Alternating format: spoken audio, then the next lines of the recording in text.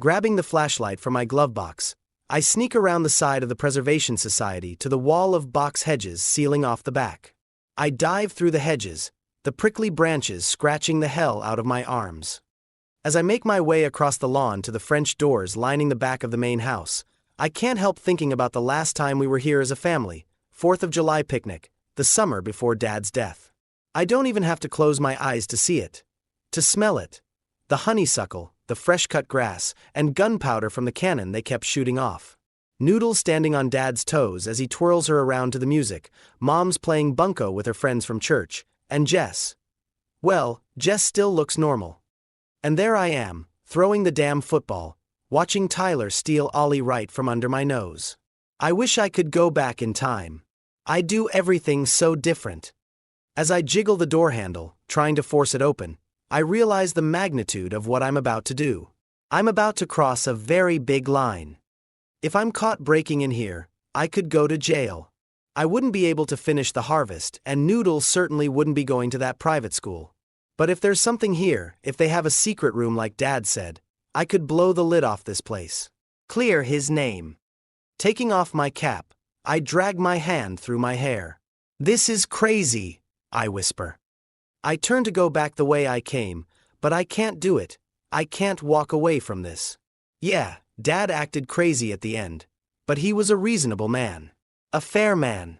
I have to believe there's more to it than him just going insane. 'Cause if it happened to him, it can happen to me, and I'm not about to go down that road without a fight. Screw it, I say as I wrap my cap around my fist and jab it into the pane of glass closest to the latch. I brace myself for an alarm to start blaring, or attack dogs to come chasing me back through the hedge, something to make me stop, slap some sense into me, but all I hear are the frogs singing over at Harmon Lake. My adrenaline's so high I could lift the door right off the hinges, but I don't need to. I unlock it and it swings wide open without a hitch. Almost like it's inviting me in. I take in a jittery breath as I step over the threshold. My footsteps echo off the gleaming hardwood floors, occasionally muffled by one of the rugs as I walk down a long corridor lined with old photographs and glass cases full of artifacts. Just a bunch of rusted, out farming equipment and ledgers, but this crap is like the holy grail for people in this town.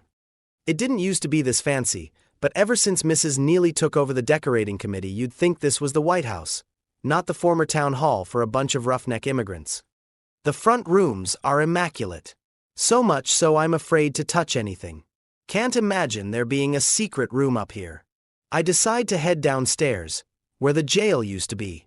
They keep it set up just like it was in the old days. At the foot of the stairs, I trip over some iron shackles attached to a dark wood beam, a couple of axes, ropes, a gallon of fake blood. Props for the justice reenactments they do during Settlers Week. That's when they break out the bonnets and covered wagons. Everybody running around town talking like hillbillies, which is dumb considering how most of the settlers came straight from Ireland. I guess it was pretty fun when I was a kid, watching your neighbors get their hands chopped off for stealing another man's livestock, or their foot cut off for running out on a fight. They even did a mock hanging one year. Poor Mr. Timmons runs the Tasty Freeze. They rigged him up in a harness, pulled the lever, and Mr. Timmons swayed on the rope, his feet kicking beneath him dramatically. It was all fun and games until he got a big hard-on. They made all us kids cover our eyes, but I'll never forget it. It's burned into my memory. Haven't been to the Tasty Freeze since. I open every door I can find.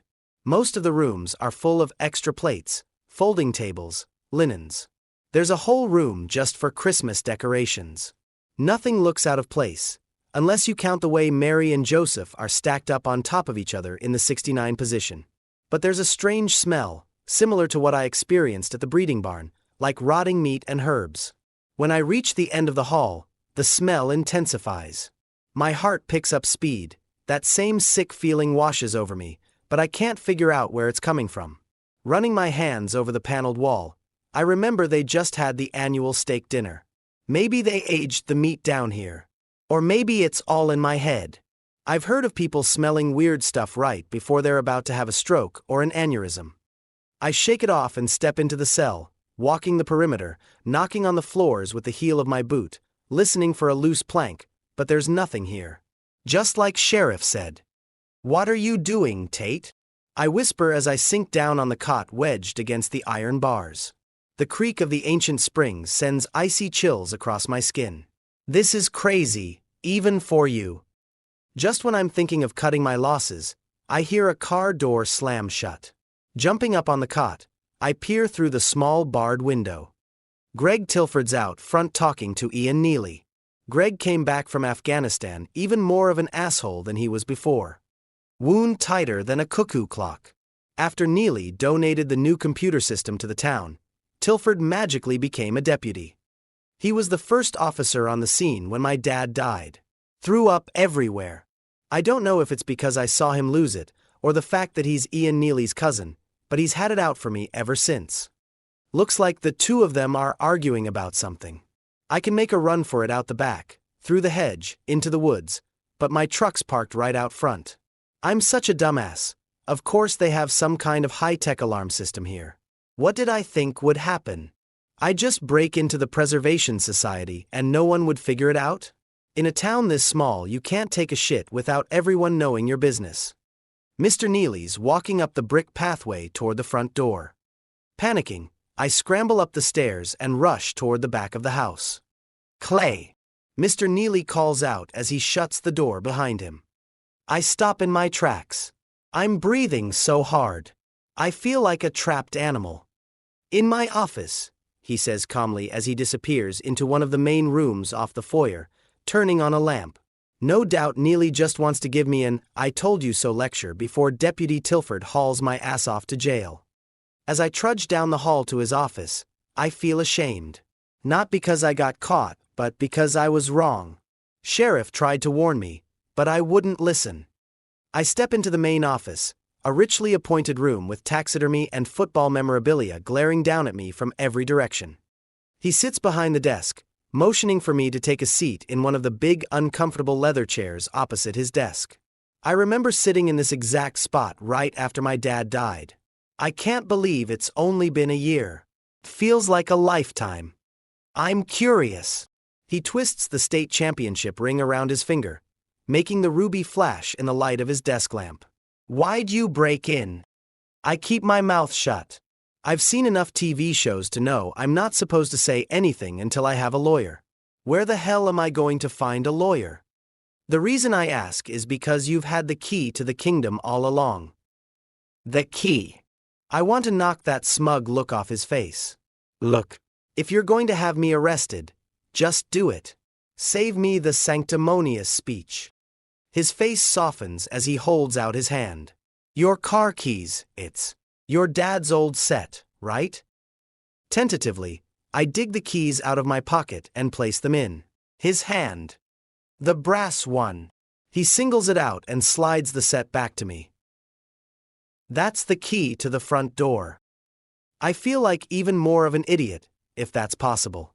I grip my fingers around the key, hoping the sharp grooves cutting into my skin will take me out of this misery, but it only seems to make things worse, more real. He picks up the phone and dials. My pulse shoots through the roof. Wait, I'll pay for the glass. I'll volunteer, I'll do anything you want. I sputter. Just don't. Mr. Neely holds up his hand, then says into the phone, I think we're all set. Clay and I are just going to have a little chat. Thanks for your assistance. I look toward the window, but I can't see a damn thing through the heavy curtains. I hear an engine start. Mr. Neely hangs up the phone, and we both sit there listening as the car pulls away, the tires getting fainter by the second. I know I should be relieved, but there's a glint in Mr. Neely's eye, something that tells me I'm not out of the woods yet. He leans back in his chair, knitting his arms across his chest. What were you looking for? Mr. Neely, sir. I take off my cap and set it on my knee. Tvi had a rough night. A rough year, really.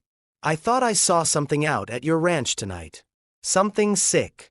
I went to Sheriff Ely and he'd mentioned my dad was talking about some secret room right before he died.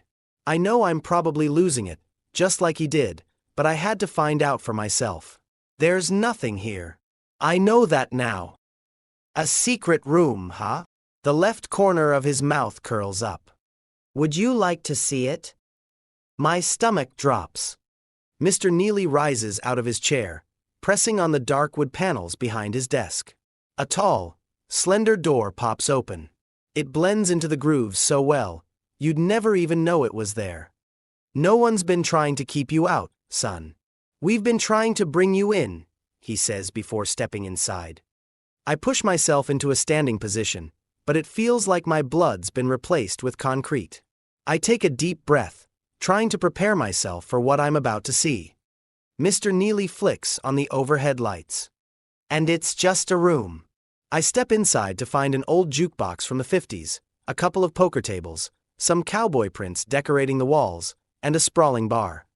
Mr. Neely stands behind the solid piece of oak, pulling out 2 glasses. He pours bourbon, pushing one toward me.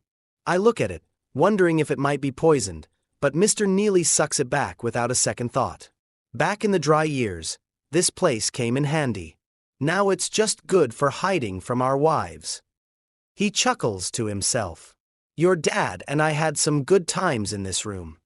You remind me of him. He scratches his chin. He was secretive too. Always holding everything inside. It's hard to ever really know a man like that. He had a weakness for the ladies, though. Couldn't hide that. He taps the bottom of his glass on the bar. Don't worry, he cut all that out by the time you were born. I slam back the bourbon. A revolt goes off inside my body, but then a numbing warmth quickly follows. He pours another round. What happened with your dad was a lot more gradual than it appeared. We'd been covering for him for months. There was talk. What kind of talk? Well, he was spending an awful lot of time down by the junkyard, if you know what I mean. Are you talking about the Wiggins trailer? Meth. I'm not saying anything, he says as he raises his hands in the air. All I know is in the end, he thought God was talking to him. He downs his drink. And I think we both know it could have been a hell of a lot worse. I rub my neck, thinking about the explosives in the shed. Did Mr. Neely know about that? I take another shot. It goes down easier this time. I loved him like a brother. Sure, we fought and argued, like brothers do. We had a competitive rivalry, like you and my boy, but that's what makes a man rise to the occasion. Hell, he even gave me power of attorney if something were to happen to your mom. I'd be responsible for taking care of you and your sisters. I grip the edge of the bar, forcing myself to listen. What I'm trying to say is the founding families have stuck together through thick and thin. We'd never turn our backs on your family. Not then. Not now. Not ever. But it's a two-way street. This is quite a stunt you pulled tonight, breaking in here. I think about Noodle and Jess and Mom, and my throat gets so tight I can hardly swallow. This was just another stupid move on top of a dozen other stupid moves. I see that now. What are you going to do? The real question is, what are you going to do? He takes a deep breath and stares into my eyes, like he's pondering my fate. I don't understand. We've tried to give you your space, but now it's time for a little tough love. So, I'm offering you a choice. I can press charges, leave your fate in the hands of Judge Miller, or you can stop this nonsense and join the council. Start playing ball again. Let the Preservation Society take care of you and your family. You've done an admirable job. Your dad would be proud. Hell, I'm proud. You put up quite a fight, but this is getting you nowhere. What do you say? I can't just pick up where I left off. Pretend like none of this happened. Why? Give me one good reason. Because everything's different now. Are you talking about Ollie? Because she was under strict instructions to let you be. All of them were. I thought you'd come around on your own, but you're stubborn, just like your daddy was. I wonder if that's the reason Ollie hasn't talked to me all this time. Maybe that's why she was so on edge when she came over that night after my dad's funeral, because she wasn't supposed to be there. Don't you miss playing ball? He stares off in the distance, all misty-eyed. I'd give my left nut to play again. It's a little more complicated than that. No one blames you for what happened out there during your last game. You were just doing your job. It's a violent sport. A man's sport.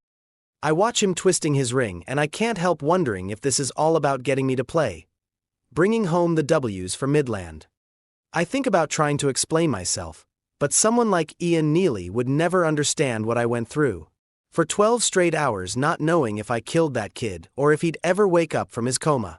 And I had to deal with all that on my own. No friends, no family, no coach telling me it was going to be okay.